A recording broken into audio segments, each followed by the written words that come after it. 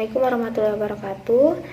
Pertama-tama, marilah kita panjatkan puji syukur kita kepada Allah Subhanahu wa Ta'ala yang telah memberikan kita kesehatan dan keselamatan sehingga kita dapat berkumpul kembali.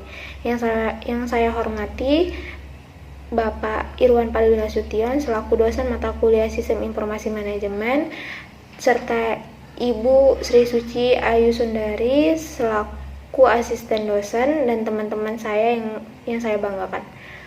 Adapun topik yang akan kami sampaikan pada kesempatan ini yaitu isu sosial dan etika dalam pemanfaatan ICT.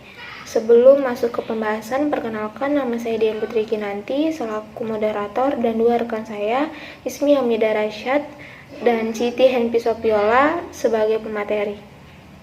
Selanjutnya penyampaian materi yang akan disampaikan oleh saya sendiri.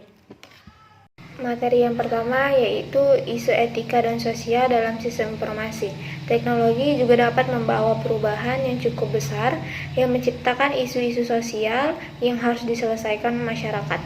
Isu etika dan sosial sangat berkaitan satu sama lain, di mana isu etika mempengaruhi individu untuk harus memilih tindakan atau di antara dua prinsip etika yang kadang menimbulkan konflik. Isu sosial berasal dari isu etika, sejalan dengan masyarakat berharap pada diri seseorang untuk dapat melakukan tindakan yang benar. Selanjutnya, memahami isu-isu etika dan sosial yang berkaitan dengan sistem informasi.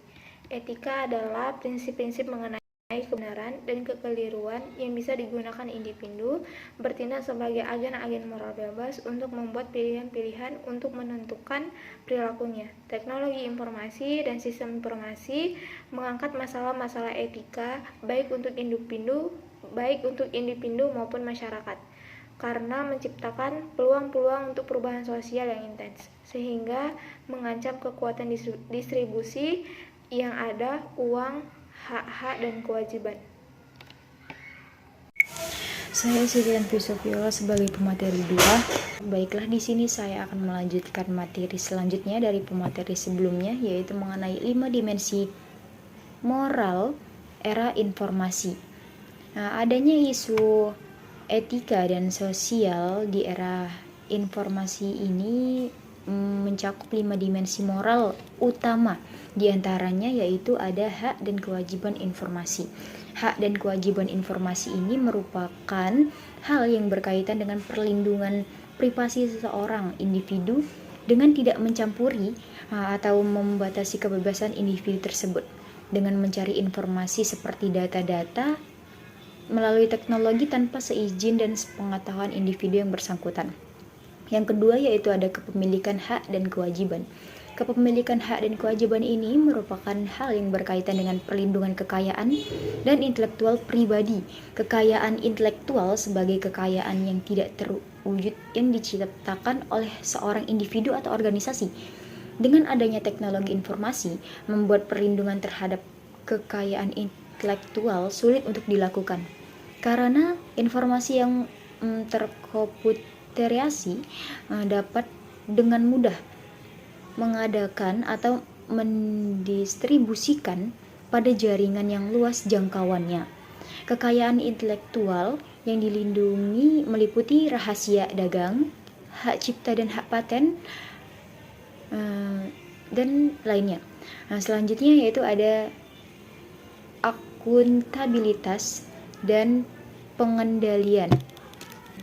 Akuntabilitas dan pengendalian sendiri merupakan hal yang berkaitan dengan undang-undang privasi individu, di mana teknologi informasi baru yang membawa tantangan bagi undang-undang liabilitas dan dalam praktik sosial untuk menuntut tanggung jawab perorangan dan organisasi atas bahaya-bahaya yang terjadi dari informasi individu serta hak-hak pribadi.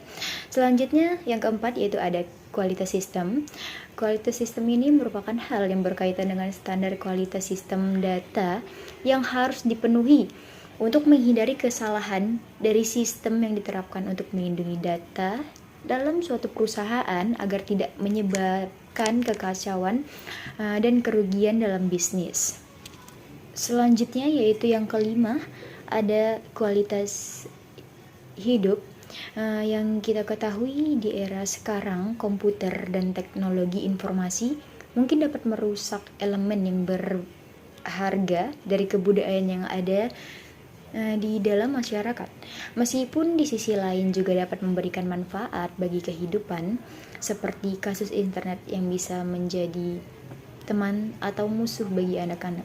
Selain dari segi negatifnya, pastinya ada segi positif yang terdapat di dalam perkembangan teknologi di zaman sekarang, yaitu seperti internet menawarkan begitu banyak hal kepada mereka, seperti mereka menggunakan internet untuk tugas sekolah atau mengirimkan email untuk teman-temannya yang jauh, dan mempermudah diskusi jika dari jarak jauh. Judul selanjutnya yaitu ada tren teknologi utama yang memunculkan isu etika. Kita ketahui isu-isu etika telah lama ada sebelum kehadiran teknologi informasi. Isu-isu itu merupakan perhatian yang terus-menerus ada pada masyarakat bebas dimanapun. Ada 4 tren teknologi yang bertanggung jawab atas tekanan-tekanan etika, dan keempatnya terangkum dalam tabel yang ada di PowerPoint ini. Pertama yaitu ada kecepatan komputasi berlipat 2 kali setiap 18 bulan. Pengaruhnya yaitu banyak organisasi bergantung pada sistem komputer untuk operasi yang penting. Yang kedua ada biaya penyimpanan data menurun dengan cepat. Pengaruhnya yaitu perusahaan dapat dengan mudah memelihara secara terperinci masing-masing basis datanya. Yang ketiga yaitu ada kemajuan analisis data. Pengaruh yang terjadi yaitu perusahaan dapat menganalisis besar yang diperoleh secara terpisah untuk menggambarkan profil yang terperinci atas perilaku individu. Yang keempat yaitu ada kemajuan jaringan dan internet. Pengaruh yang muncul yaitu menyalin data dari suatu lokasi yang lain dan mendapatkan data pribadi dari lokasi yang jauh menjadi sangat mudah.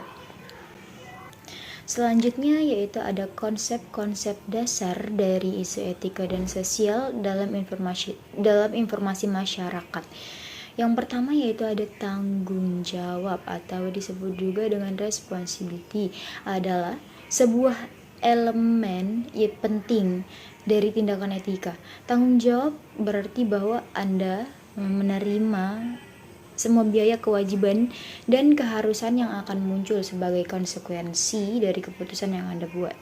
Yang kedua ada akuntabilitas, yaitu ciri-ciri sistem dan institusi sosial, yaitu berarti ada mekanisme yang menentukan siapa yang melakukan tindakan yang bertanggung jawab, siapa yang bertanggung jawab. Yang pertanggungjawaban secara hukum adalah fitur sistem politik, di mana badan hukum berada pada tempatnya yang mengizinkan individu untuk dipulihkan dari kerusakan dan kerugian yang dibuat oleh pelaku itu sendiri. Yang ketiga yaitu ada liabilitas atau disebut juga proses hak, adalah fitur terkait masyarakat yang diatur secara hukum dan merupakan proses yang diketahui dan dipahaminya hukum, serta ada kesanggupan mengarah ke otoritas yang lebih tinggi untuk memastikan bahwa hukum tersebut diterapkan secara benar. Saya Ismi Haminah Rasyid sebagai pemateri ketiga akan melanjutkan menjelaskan materi berikutnya. Baik, saya akan menjelaskannya. Ketika dihadapkan pada situasi yang tampaknya memunculkan isu etika, dalam menganalisis terdapat 5 langkah berikut untuk mengatasinya, yaitu yang pertama ada identifikasi dan jelaskan faktanya secara jelas. Yang kedua, definisikan konflik atau dilemanya atau identifikasi nilai-nilai luhur yang terlibat. Yang ketiga, identifikasi pihak-pihak yang berkepentingan. Yang keempat, identifikasi pilihan yang dapat Anda ambil dengan beralasan. Yang kelima, identifikasi potensi konsekuensi dari pilihan Anda. Selanjutnya ada 6 prinsip etika kandidat. Yang pertama ada perlakuan orang lain seperti apa yang Anda harapkan orang lain perlakukan Anda. Yang kedua, jika sebuah tindakan tidak baik untuk dilakukan oleh semua orang, tindakan itu tidak baik untuk dilakukan oleh siapapun juga. Yang ketiga, jika sebuah tindakan tidak dapat dilakukan berulang-ulang, tindakan ini tidak tepat untuk diambil. Yang keempat, ambil tindakan yang dapat mencapai sebuah nilai yang lebih benar atau luhur. Yang kelima, ambil sebuah tindakan yang menghasilkan potensi bahaya atau biaya yang paling sedikit. Yang keenam, asumsikan bahwa sebenarnya semua objek nyata dan tidak nyata dimiliki oleh seseorang, kecuali jika ada pernyataan khusus yang lain. Adapun dampak positif dan dampak negatif dari teknologi informasi. Dampak positifnya adalah sebagai media yang dapat menghemat biaya. Lalu internet sebagai media komunikasi, menjadi media pendidikan, media untuk mencari informasi atau data, dan juga memberi kemudahan untuk bertransaksi dan berbisnis dalam bidang perdagangan.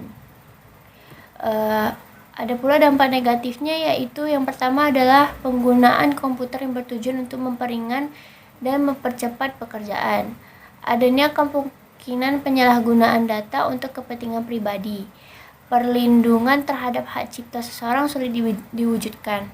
Yang keempat, ketergantungan pada komputer menimbulkan kelemahan bila listrik mati atau komputer terserang virus, maka data tidak dapat diakses.